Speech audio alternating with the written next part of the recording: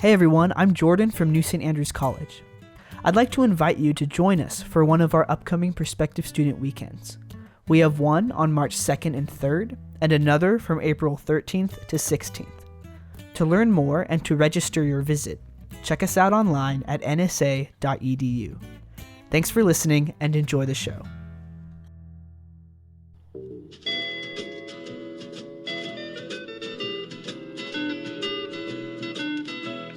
Hear the world calling, but son, don't you listen.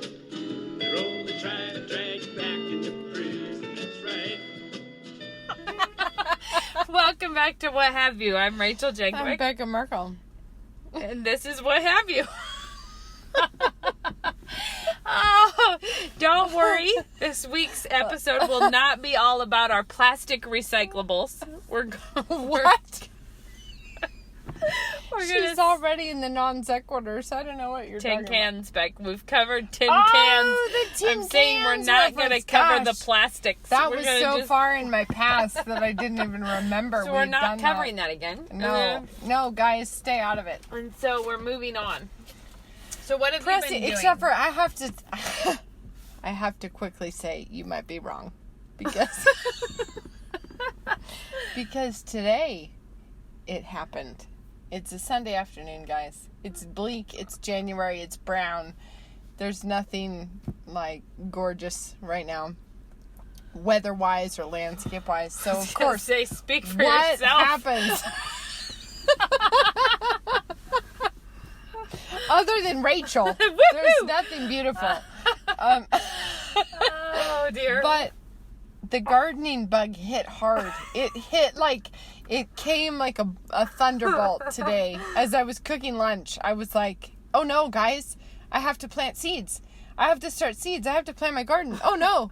It was like a real big thing that happened. And the point that I am making right now is that this brings us to plastic water bottles. And that your technique. I thought you were I'm going to gonna tell have to everyone go about back- what you did with the hyacinth bulb. Well, that too, because the gardening bug hit me hard. As soon as lunch was over, I have had this bag of hyacinth bulbs that I didn't get planted in the fall, and it's been really nagging at me. So I was like, it's kind of in a thaw right now. It's not frozen out. The ground is soft. So I was like, I need to just go get those hyacinth bulbs in the ground, and probably they'll bloom. I don't know, but maybe. More likely than in the basement. Yeah, definitely more likely than that. So anyway, I went galloping out and had Ben come out and dig me a little quick trench, and I flung a bunch of hyacinth bulbs in the ground, and then I came back in. Well, I found out from this escapade that hyacinth bulbs cause wild skin reactions. I touched my neck and my face, and it was horrible. Like I was having this terrible neck attack from touching the hyacinth bulbs. And so I Googled it, and sure enough, yeah, like wear gloves, guys, when handling hyacinth bulbs. So, Oh, my word. butternut squash has a thing in the enzyme of the peel. It has an enzyme in the peel that was released when you peel it. Yeah. Well, the first time that I didn't feel like it was the first time, but the first time I really noticed this problem, I peeled a couple butternut squash for a dinner that I was making. And so you're handling the squash where you've peeled it because it's a big awkward thing, But so it kind of stains you yellow. but weirdly, it feels like you have like a starchy thing on your hand, Yeah. like a glue on your hand. Mm-hmm. And I kept washing but this one time, I don't know if these were especially hot butternut squash or what, but my hand was just flaming orange. Like it was just like orange. And so I kept thinking that I had something that needed to get washed off. Yeah. Until I realized, I'm like, that is my skin. Like my skin is orange, and it cracked. Oh no. And then it was like, it's like if you had painted Elmer's glue on your hand, but it was like a derma peel because it was bright orange, and then it started flaking off like little bits of my skin. So then that made me research And it actually helped me to discover the problem with my other allergy, so it said people who are allergic to that enzyme, it's also found in mango peels, which is funny because... Oh, I remember in high school, your whole head turned bright red. Yeah. Well, it was not so much my whole head, but a large section around my mouth because you look like Ronald McDonald. Because I cut a mango and where you score it. So when I ate it off of the peel, apparently it got peel enzyme all over my face, which also toasted the skin on my face, and then that sloughed off. And then she became Ronald McDonald. And so then I could never figure out how am I allergic to mangoes, because I can eat mangoes and it doesn't bother me. And I would just not really put them on my skin. I just assumed for years I had a skin allergy to mango because I could still eat them without it bothering me. Yeah. And that maybe it was just if I rubbed a piece of mango on my face, it would turn red. but it wasn't. I think it's the peel. But weird. Now since then, I found lots of people have their skin turn orange and fall off after butternut squash. Rub a hyacinth bulb on your face. Yeah, I was like, we've got an alternative medicine derma peel plan going on. No, and I don't even know. I must have just put my whole hand on my neck for a second, because my entire neck was a horrible... I was having this weird itch attack. It was not good. It was stinging, itching, awful, and then up the side of my face by my ear.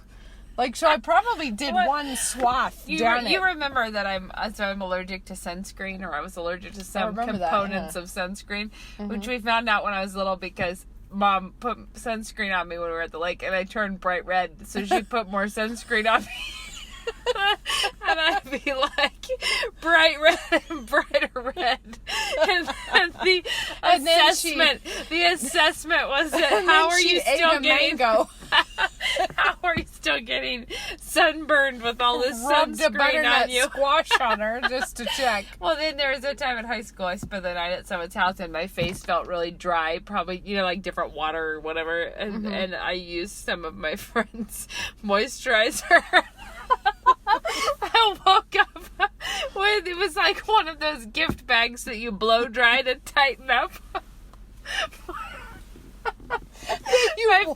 My face was just shrink wrapped overnight with this really... I don't know what you're talking about, a gift basket. Yes, you do. The ones that you can buy a gift bag and then you put it over a gift basket and you blow dry it, shrink wraps it. It was that effect from a moisturizer. And all of this leads me to... Oh, my word. All of this leads me to share with you that at times like Valentine's Day or Christmas or whenever they have these gift baskets of doodads everywhere, of bath bombs and scrubs and... Almond paradise body scrub or any of these things. My husband is always telling me, ooh, I'm going to buy you one of those rash-in-a-baskets.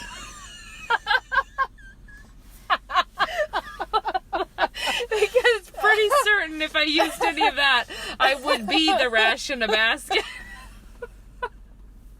Which is so funny because you always had that side and I didn't until today with the hyacinth bulb extravaganza. Well, at least since you had that today, it allowed us to just bring up all of our various ailments. It's a good thing that we had that time. But the thing is, back to the water bottle. I talked about this last year. I remember speaking of it last year. You've told us before. And I remember speaking about it somewhat obscurely and people saying, what? And me being I feel really clear on what you spoke about. I need to have a picture of that. So maybe I'll conjure up get a around picture to it. But I'm having this big attack of I need to plant tons of herbs and I want to get a whole bunch more different varieties of herbs on my garden, and I'm going to need to start I don't know, half an acre worth of chives. So out on our property, I need a solid acre of rhubarb. Yes. We need why do people think that 1 or 2 rhubarb will do it? No, it's not enough. It will not. Have a bunch of rhubarb in my garden, but when I say a bunch, I mean 3. And that's not enough. It's not enough. There's rhubarb is something that needs to be farmed. Not exactly. And I found a bunch in my freezer. And it's kind of touchy.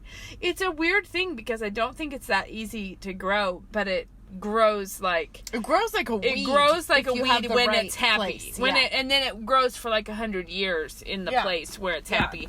But it is hard Did to you get know, going. though, this year, and I was really pleased about this, I froze it. Like, I would just go out and whack off a few leaves and chop it and throw it in the freezer. Not the leaves.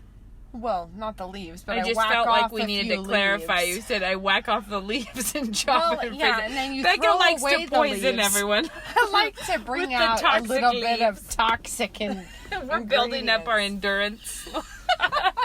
Don't eat rhubarb leaves, Yeah, they're guys. toxic. Don't do it. Don't do it. Just eat the stems. Anyway, I would chop them up and throw them in the freezer, and that actually was really nice because I had, frozen rhubarb in the winter, and I felt like, And then, after And I did that, then- I had frozen rhubarb. It's just the brightness of a happy like weather. my magic trick. Yeah, that but I it's did. like a happy weather taste. Like rhubarb is so bright Yeah. and cheerful and wonderful. Yeah, and I made it for a wedding that I had to take One time. I had to take a cobbler to, and so I made Yeah. a rhubarb. I was like, hey, One I have time- rhubarb in there. One time I did a pork roast. I think it was Jamie Oliver. It was a pork roast that was on rhubarb stalks. What? Really? Yeah. Was it good?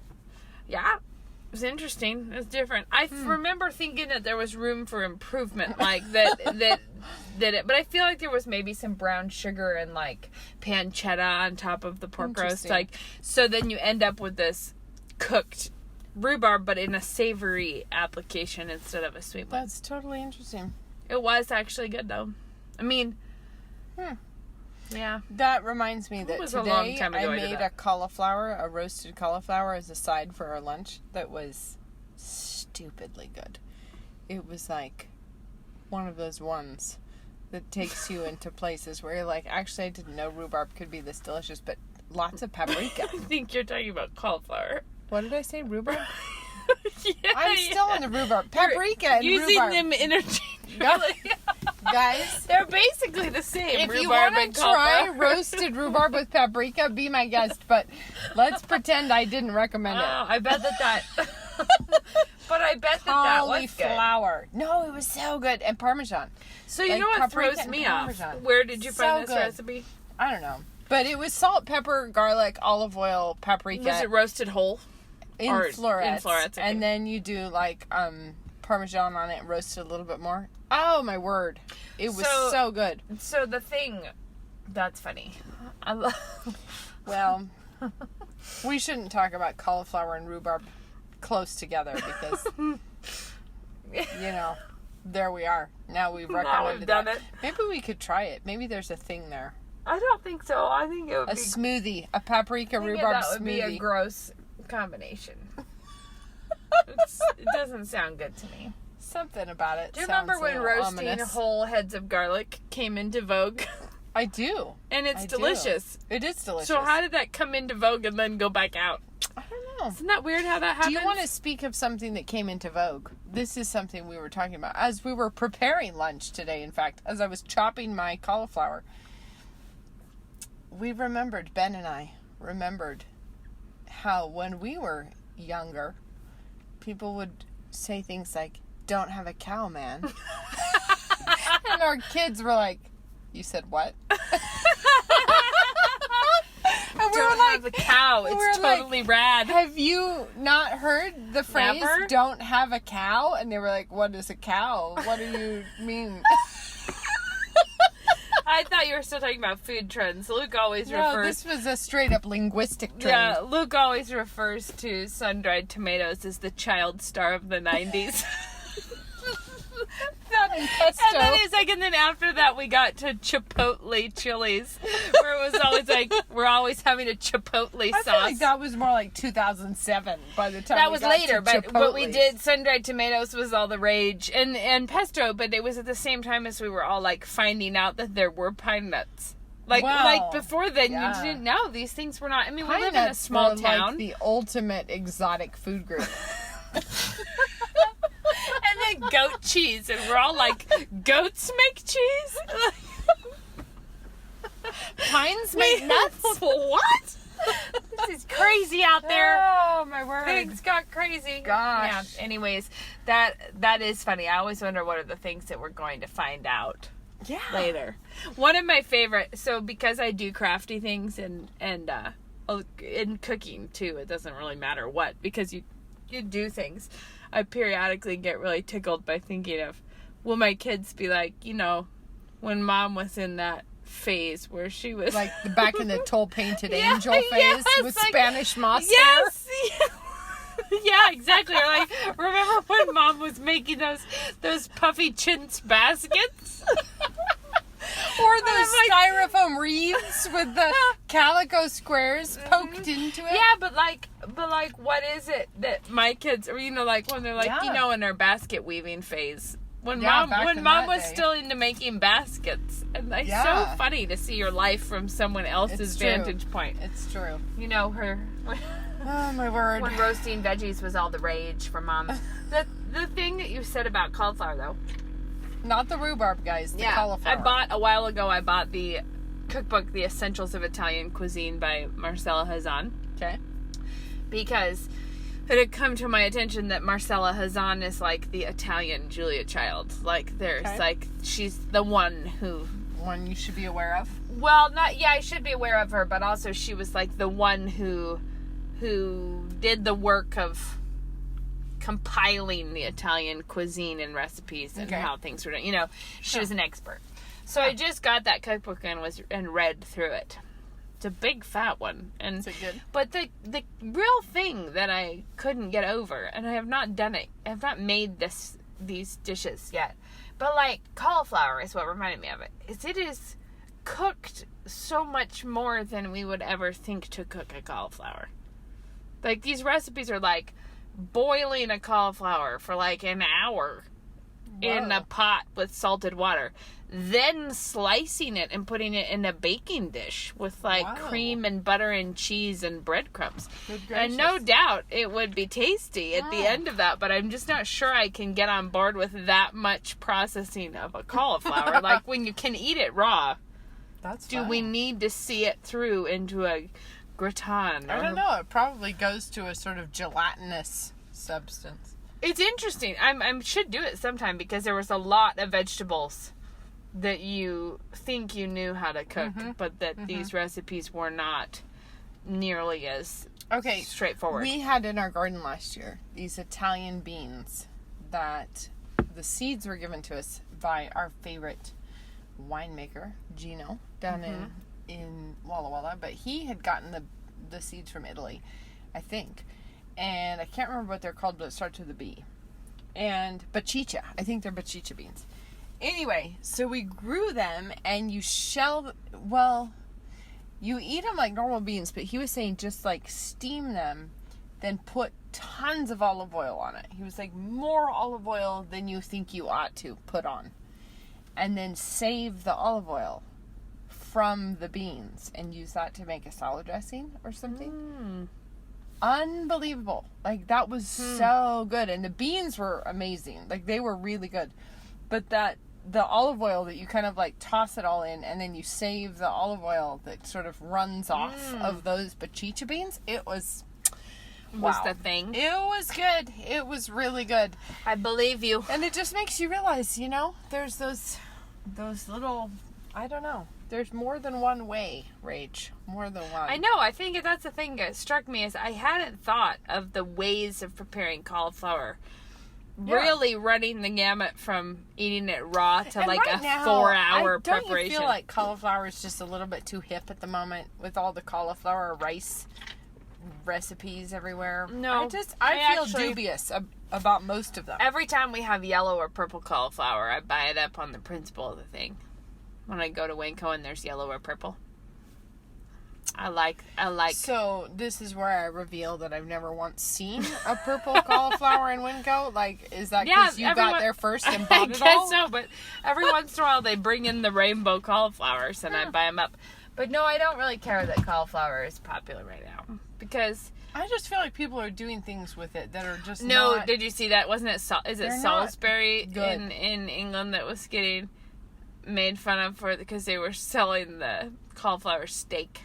were trying to make like an entree version for vegetarians, but they were packaging in like shrink wrapped things a thick slice of cauliflower as though it was a steak. But I like cauliflower Did rice. you see that? Okay, there was a thing that people were posting about jackfruit. Have you seen jackfruit? I don't think so. It claims to be a perfect imitation of pulled pork. No. Yes, it does. And I just, part of me is so disgusted. So where and do you part of me purchase wants a to know. jackfruit? They can be huge. They're like a watermelon. And it said if you buy them ripe, That is and not cool. not only that, it says that when you look at a whole big jackfruit that's like the size of a watermelon, it smells of decay. So doesn't that sound like a promising start? But if you that's that one. if you get it ripe, it's like goopy gross inside. It looks really gross. But it said the inside, when it's ripe, it's sweet. But if it's unripe, you can kind of cut it into sort of shreds and cook it like a meat substitute. And they said you can't tell the difference between that and pulled pork. And part of me wanted to be like, wanna bet? I thought the one that you say is something known as there is a fruit that I can't remember the name of it, but it starts with the With a jack? not the jack, with a D of some kind that is like nasty, smelly. This, I have to say, the pan full of it with barbecue sauce on it looked like pulled pork. Well, I just Googled it to see a picture, and it does say there's today.com. It's a healthy and sustainable vegan meat replacement. It's horrid. Isn't that horrid? Horrid. I might be interested, though. I might Me have too. to know. I'm I like might have a big jumbo wodge of Where in Moscow will sell us a jackfruit so that we can that's find gonna out? smell like decay, but push past that. Because you know you want to. It'll be amazing. That's interesting. It's kind Okay. of like when you add fish sauce to something. It smells so Fish ominous. sauce. The thing I can't get over with fish sauce is it does add a lot to recipes. Yeah, it does. It's great, but it umami. smells The disgusting. part that I can't deal with fish sauce is that there's no way of opening the bottle without getting it on your hands. Because at least my fish sauces have always struggled to stay closed or sealed correctly. That's So- odd that you say that because mine always has a broken lid on the top. so I'm always like, you have to touch the lid more than I want to touch the lid. And then having touched it, you've embedded fishy the smells, fish smell yeah. on your fingers, which you don't want on your fingers. I made smoked salmon souffles for dinner the other night. Guess what? It was sick. It was not at all a good idea. Well, it was. So sounds I served delicious. up these souffles, and everyone was like, "Ooh, this looks fun!" And we all took a bite, and we're like, "Mmm." Oh, Mom. And yeah, it's like wow. And You then, did and that, then- Mom. And Judah, poor thing, he was off doing a weightlifting thing, and so he wasn't there at dinner, and we had saved it for him. And of course, a souffle is never It's not something known for its staying for its quality. staying power. But then he came home and ate it. But then the next day he was like, "Hey, Mom, what was that?"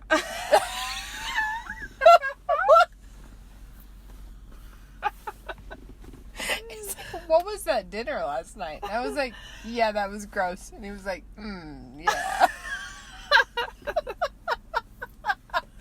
Oh boy. Whoops. It was not one of my successes, guys. Food it was 50 like Food it was not 52 good. drew me in again, and I made lemon butter noodles from Food 52. Butter noodles. Lemon butter noodles. Is it just a noodle with lemon and Yeah, butter? exactly that. Although I did feel like it was one of those ones that was like, I bet I should have this up my sleeve. You know, like Okay. if this is, because what you do is melt some butter in a pan, and then you crunch up angel hair pasta and throw it in the butter. These are not homemade noodles. No. Okay. Throw it in the... No, this is a speedy weedy way to make a noodle. You throw angel hair pasta into the butter. Yeah. And then hot chicken stock. Like... Okay. And then you cover it and let it simmer, and it cooks the noodles Okay. in the butter and chicken broth. Right. And then... That sounds delicious. And then so you far. squeeze fresh lemons into it. Okay. and pepper. Oh, you put pepper in it before it boils. And that's it. But they were really good. It's like a noodle cooked like risotto. Okay. Like, because it cooks in it and it's starchy and it's like, so Yeah. it makes its own, it thickens the sauce. Yeah. So Sounds really good. it was, but it's like done in 10 minutes. It's like from zero to hot noodle situation in 10 minutes is something that I felt like I needed to be able to do. So Yeah, I sounds tried great. it. It was worth doing. That's great. Also, I think it cost like 42 cents. maybe, Well, generously speaking. let me cheap. Let me steer everyone away from the souffles. And it's funny because I actually really like a souffle, especially with a nice, like, the right kind of salad and a souffle. Like, that's just a really nice dinner. And I was like, oh, the kids would love souffles. I haven't done that really for the kids. Like, I'll sometimes do it for Ben and I if it's just the two of us for dinner. But the addition of smoked salmon. Well, it just lend it too much of an earthy Well, note. And then I noticed that the recipe that I was using, which I had never used before, was for a freezable souffle. So that should tell you already that something's amiss. Gone wrong. Something is amiss. And it had a lot of cream cheese in it. And then, so it was sort of like, oh, dear. And so you've got basically cream like cheese. a smoked salmon dip in an egg bake. All you was needed not was a crudité to get you through that. Was not good. So we needed to talk about Riot and the dance. Yes, guys. That's what we right meant in to the talk dance. about. Yeah. This is a very fun project that lots of people we are related Know and to love. and know have been involved in. And it's releasing in theaters nationwide on the 19th, right? Yes. So in March, like 600. March 19th. We should March. specify that. In like what is it, like 600 theaters? So there might not be one. 700 something. Whatever, Anyway. you have to search if it's near you. But the exciting thing about it is it's a nature, how do they Documentary. describe it? It's just It's a a nature doc. documentary about nature, but from a perspective of creation. Yeah. So what their goal was, and it's really fun. So our Uncle Gordon is the, what is he? The star of the show, sort of. He's the man who is He's talking. the David Attenborough. Yeah, Except yeah, for that he's not. Except for that he's the Gordon. And I have to say about Uncle Gordon that I remember as a child, like I have fond memories of holding his snakes, like big snakes. He had pet snakes. Yeah. Pegasus rattling her ice cubes in here. Just a little diet Dr. Yeah, Pepper, guys. yeah. So he had. I remember holding his snakes. What did he have? Like rubber boas or Yeah. He always had stuff. snakes, yeah. So when I was little, I remember the feeling of holding the snake and having the snake go up your sleeve and like Yeah. come down your back, the back of your shirt. I remember that. I remember this, and at some point, I lost my enthusiasm. Like it's one of these really weird, like out of body things, where I remember thinking that was super cool, but I no longer would want to have anything to do with it. Like I remember Yeah. it as a cool move, but I would not want that now. No. All the same, Uncle Gordon has always been really that way. Very Well, into nature, into oh, yeah. everything, just all about it. And so this is super fun. So our brother's been involved in it. They filmed all around. Cousin did a lot of filming. Cousin did a lot of the, Gordon's son, Dane, filmed a lot of it. It's really beautiful. It actually is really beautiful. Like Yeah, the footage is beautiful. It's so fun and lovely. And it's fun because like when you watch Planet Earth we or have to something say, with your we have to kids- agree that we've seen it. Yeah. We've seen it, even though it's not released yet.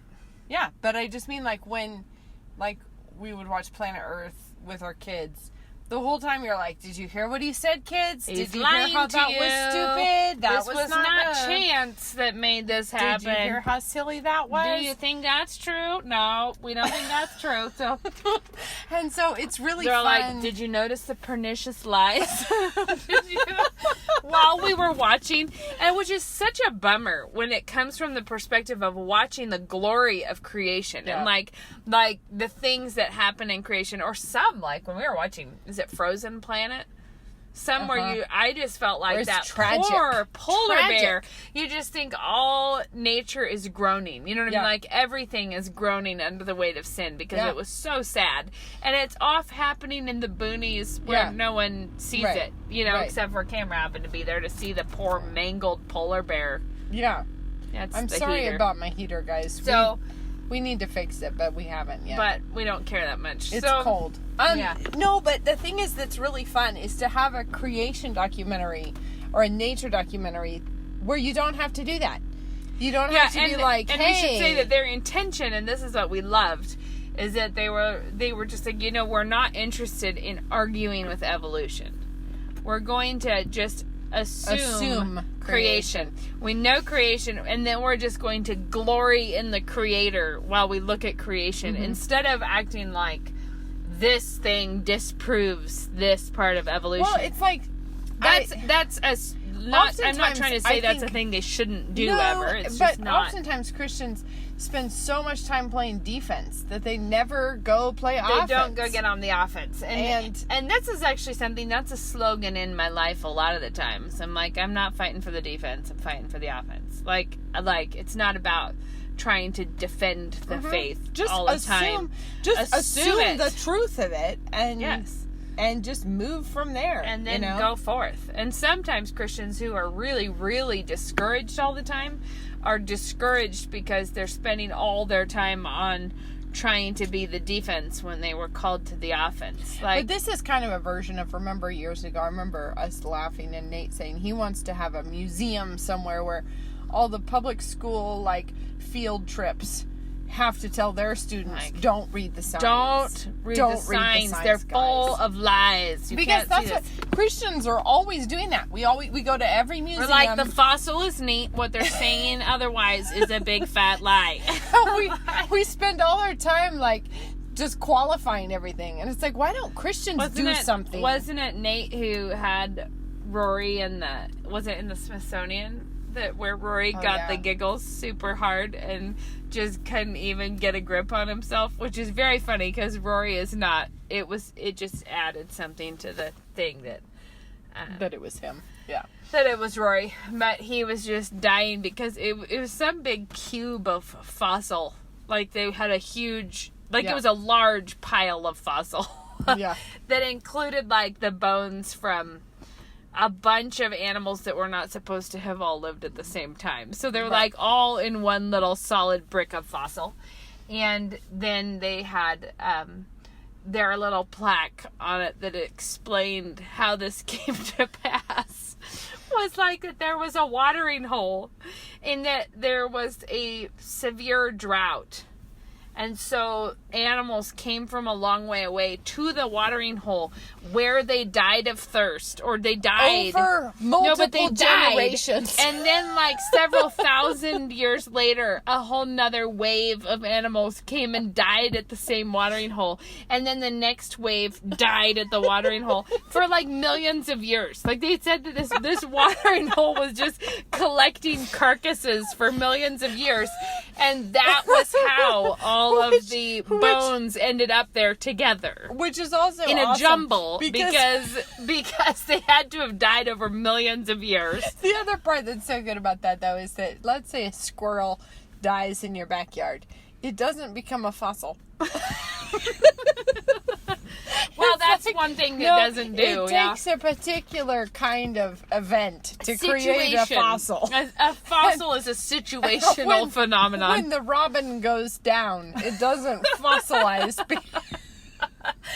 It's so funny. And they're acting like it was this enormous cube of animal remnants that should not have been fossilized together. But it was kind of like it was somehow embedded in their DNA to go to the watering hole even long after the watering hole had dried up. The watering hole was no longer full of water, but people were still going there in case it was. Yeah, not people, yes. The animals. Because they knew. And then dying of their thirst on top of the other animal bones.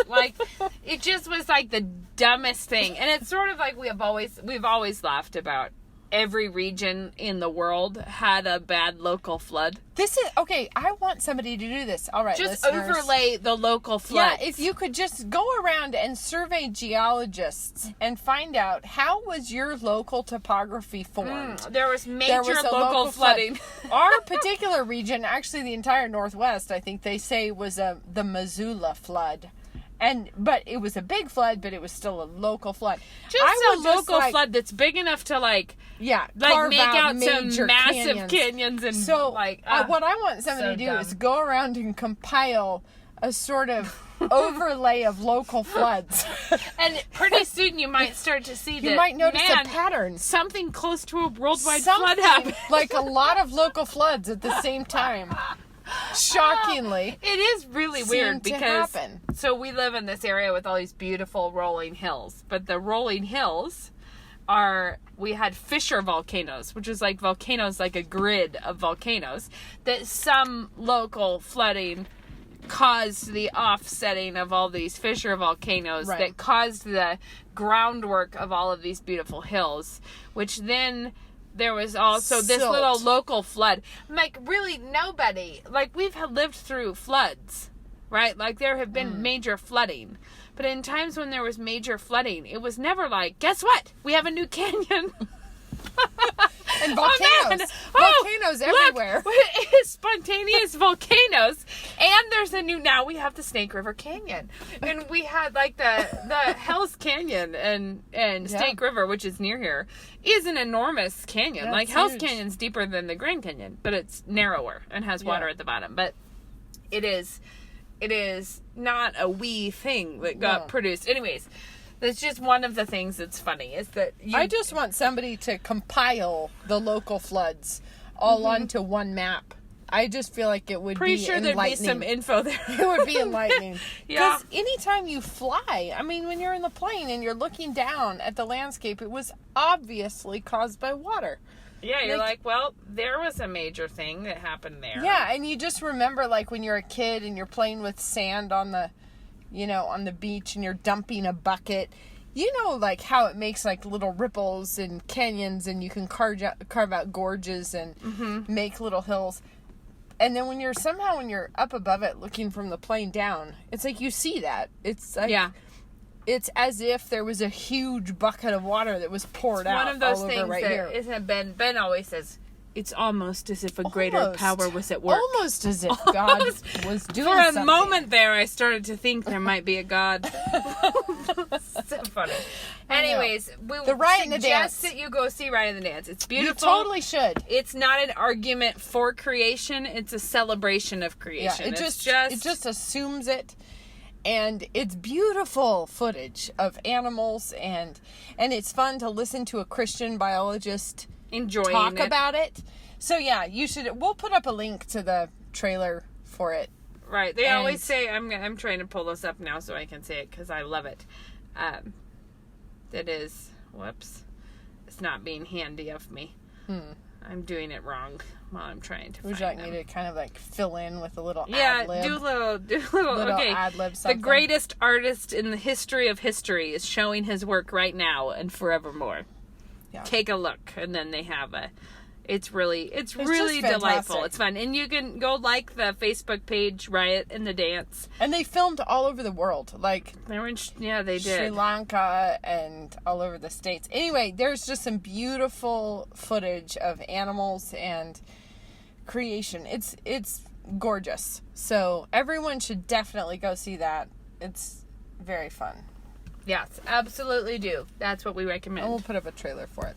Yes, we will. Anyway, So Becca, tips. Have your tips.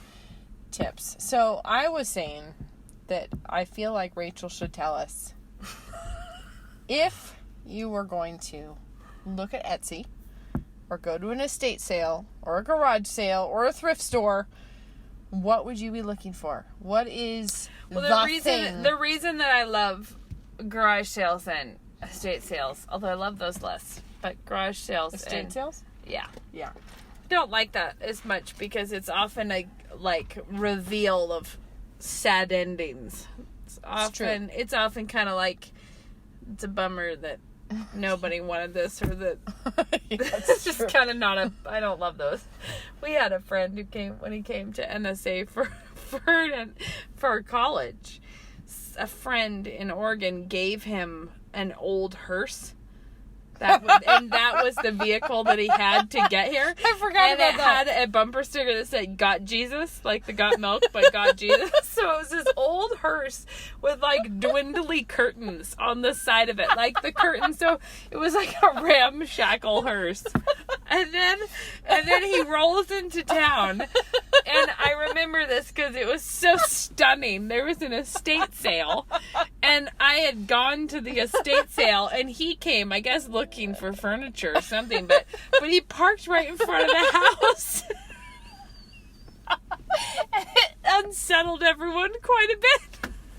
Like, what? The hearse is here? We shouldn't be here. Why am I shopping in the cupboards? Get me out of this place. Anyways, so I don't like those as much, but I like thrift stores, and I like the fun of shopping all times and all places at one time. Like, you don't know, like, so the things that really get me, I love restaurantware dishes, but I try to resist the random bits and bobs right now because I actually just need the I have enough people. Yeah. Every night is 9 people. I'm not going to do something with 3 little teacups or, like I'm trying to stick with the bigger goals of dishes. Can I just insert that I bought a set of like 8 little dessert plates of a restaurantware that is to me like the ultimate platonic form of all dishes. And I can't find anything else. All I have is like 8 bread plates. What brand is it? I can't remember. It was made in England. It's a restaurantware, like super durable vitreous china.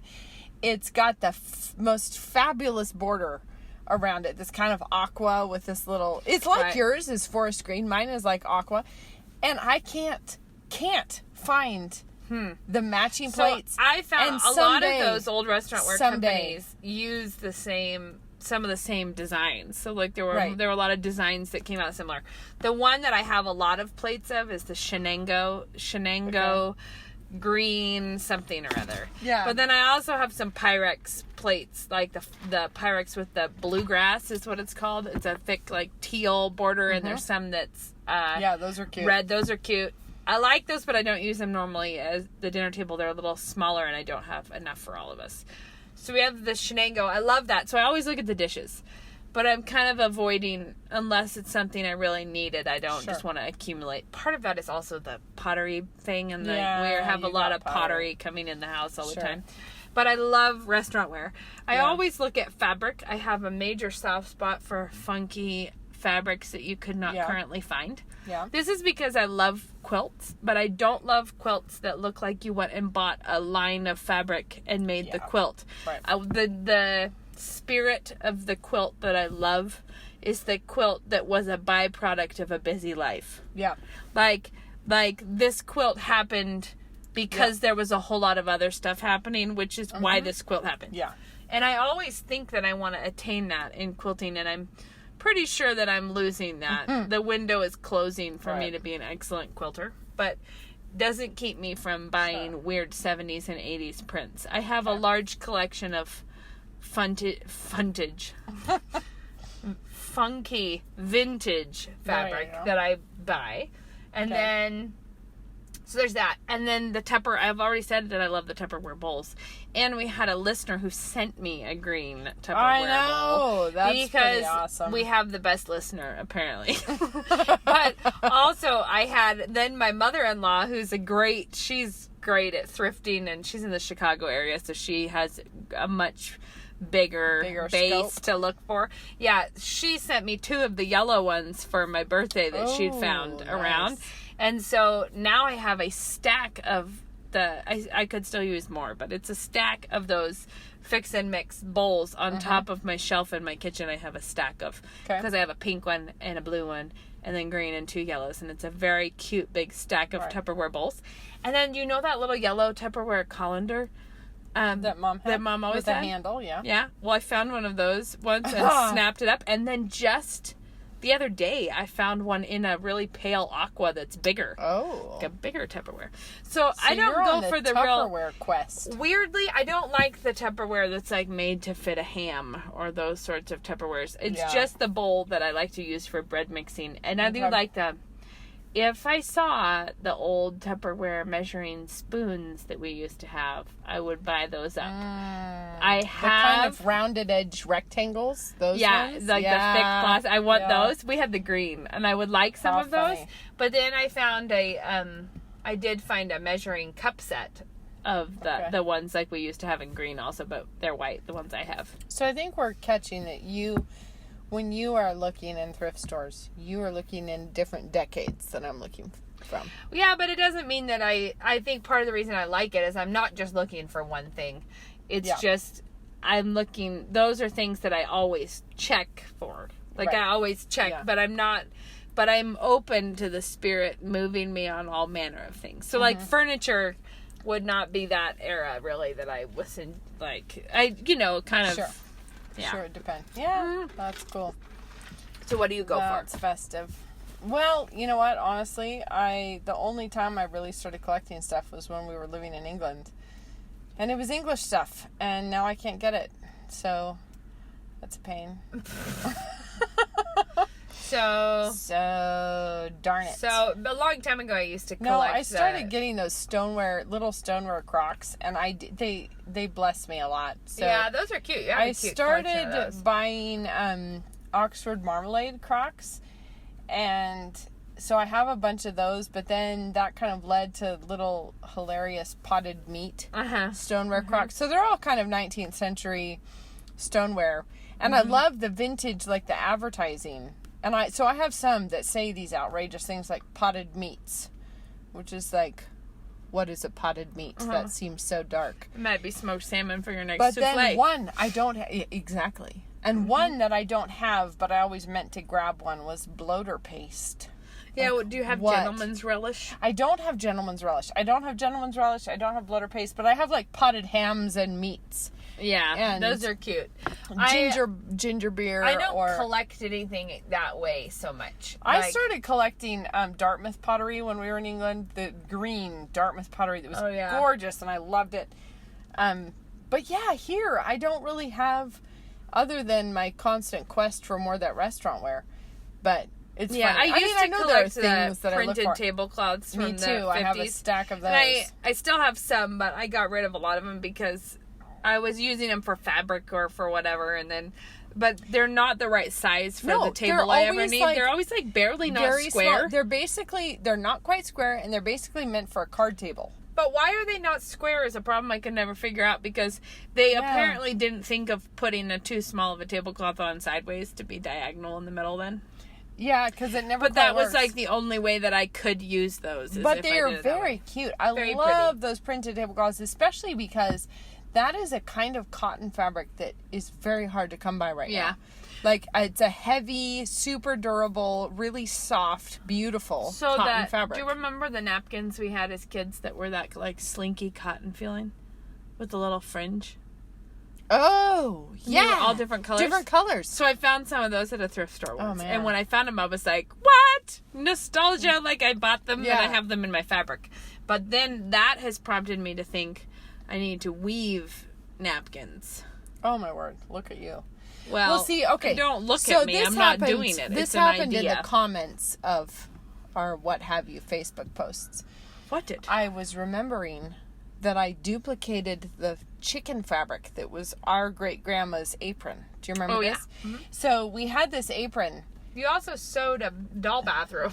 Well, see, this is the problem, is that we had this apron, and we had a whole bunch of my great grandma's aprons, and some of them were very stylish cocktail aprons, and this one was very homely. It was kind of a farm wife apron, not chic, and it had little chickens all over it. It was the best one. So whenever we played dress ups, though, it was not quite it. It was just never quite. So I wanted to cut it up and make it into, apparently, I don't remember this part. What was it? A bathrobe for a stuffed animal? I wonder if I have it. No, I think it was it. I might still have it in my Anyway, trunk. it was like a bathrobe. I talked Mom into letting me cut it up, and she let me because it was not the most. It was chic. wearing out. Yeah, it was not the most chic. I don't think it was its. Then I forgot about that crime against humanity that I had committed, and then it was much later when I probably did that when I was like 11 or 12, and then when I was married It should be with said children, I was at Rachel's house and I saw up in her scrap fabric bin a corner of that fabric sticking out, and I was like, oh, it's that old apron. And she said, no, it's that one that you made a doll bathrobe out of. I was like, what? And I pulled it out, and it was this little shard of fabric. Did I give you the doll bathrobe? Well, no, it was just a little scrap of fabric. So I took it home.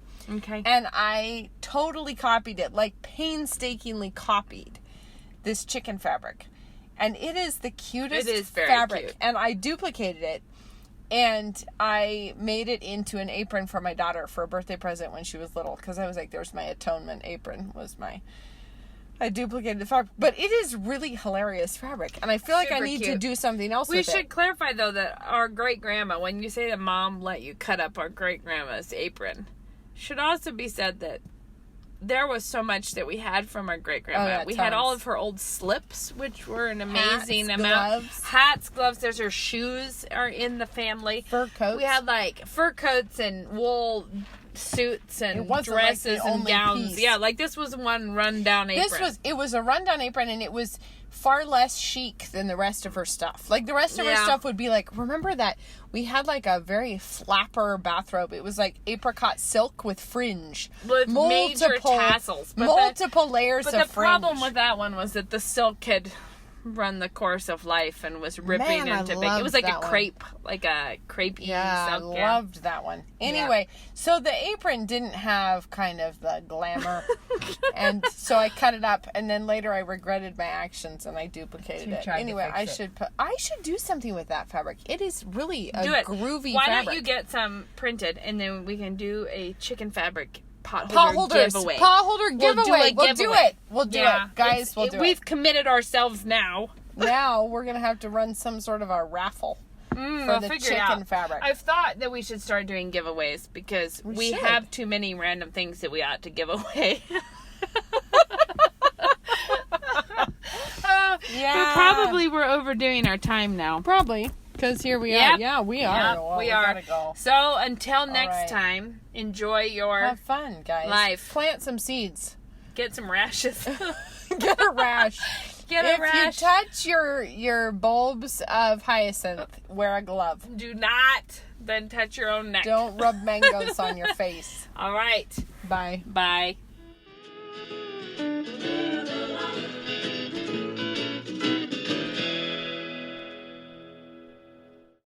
I'm a 2009 graduate of New St. Andrews College, and I'm a commercial property manager. 3 kids at Logos, 1 at home still, and I do flowers on the side out of our house. When you have these little people that you're responsible to shepherd, you realize I need to know what I'm talking about because they need to have a firm foundation and they need deep roots so that they don't get blown over and that they're ready to stand up for the truth. I am a programmer. The language aspect of NSA is a fantastic preparation for any sort of programming. I'm a real estate broker here in town. I think absolutely the perfect education for being in sales of really any kind. I actually put it to a lot of great use when I was working in the political realm. I am a pastor in Central Coast, California. Whatever vocation you take, it'll make you take that seriously because you're seeing it through the lens of the sovereignty and lordship of Christ. To learn more, visit us online at nsa.edu.